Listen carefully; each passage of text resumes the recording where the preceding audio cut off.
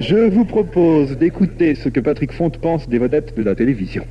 Bruno Mazur, vous fûtes le premier agent publicitaire de la grosse Bertha, dès la première semaine de la guerre du Golfe, et 3 jours après la naissance de cet hebdomadaire, dont la qualité principale est de ne rien consacrer au sport. En effet, les rédacteurs et dessinateurs sont plutôt portés sur le sexe, qui peut être considéré comme le sport le plus ancien, puisque le premier match eut lieu entre Adam et Ève, avec les conséquences que l'on sait, à savoir 4 milliards d'êtres humains, dont Jean-Pierre Foucault.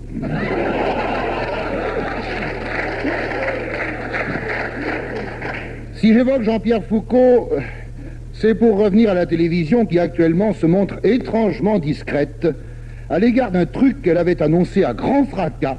Je veux parler d'Euro Disneyland, où les enfants ont tous les droits, y compris celui de manger leur caca de nez moyennant 200 balles.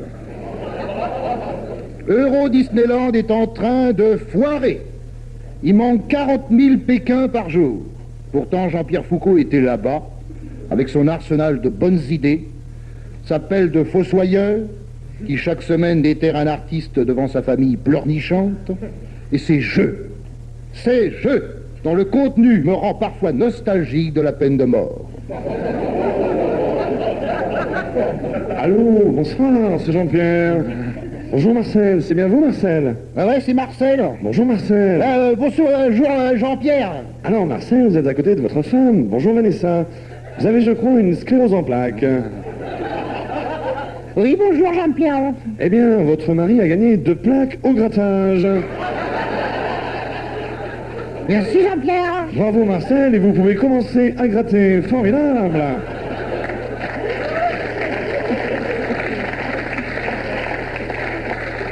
Eh bien, malgré ça, Euro Disneyland accuse un déficit de 40 000 gus. Que faire? Certes, on a l'espoir d'une relance médiatique, puisque les manèges seraient fabriqués à Albertville. On imagine fébrilement un manège qui s'emballe pour atteindre 200 000 tours minute et projeter les enfants à 7 km, avec retour assuré par le quart de ramassage scolaire.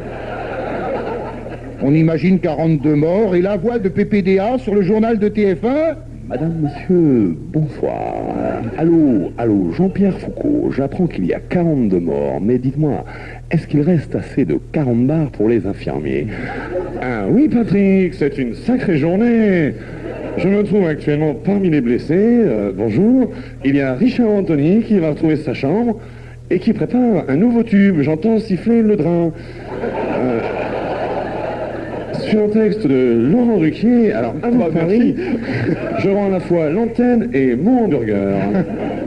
Quel monde fascinant que celui de la télévision, et quel progrès depuis la chaîne unique. On y croisait tout le monde, le pire et le meilleur, mais maintenant que TF1 est à 1 kilomètre, on est sûr de ne plus croiser les cons ici.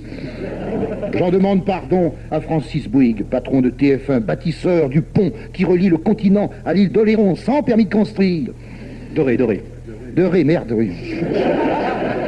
Ouais, je les mélange toujours ces 2 îles, ça me fait chier, hein. Ah, mais ça m'énerve. Daniel Gilbert avait confondu Oléron et Ré, mais elle a préféré prendre la bague. Elle s'est pas fait chier que le pont. Et producteur de films qu'il regarde avec attention pour repérer les endroits où il va pouvoir caser ses pubs. Avalanche. Hein, je voulais dire quand même qu'à Oléron, il y a aussi un pont Bouygues, mais il est coupé par la publicité. Ah, c'est très bien, ça. C'était Laurent Ruquier qui présentait son flash d'information. Vous êtes toujours sur France 5. Tu peux continuer. Et je termine.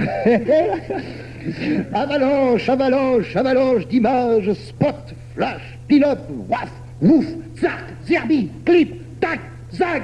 Oh, ce que c'est agréable de regarder la 5. Fonte.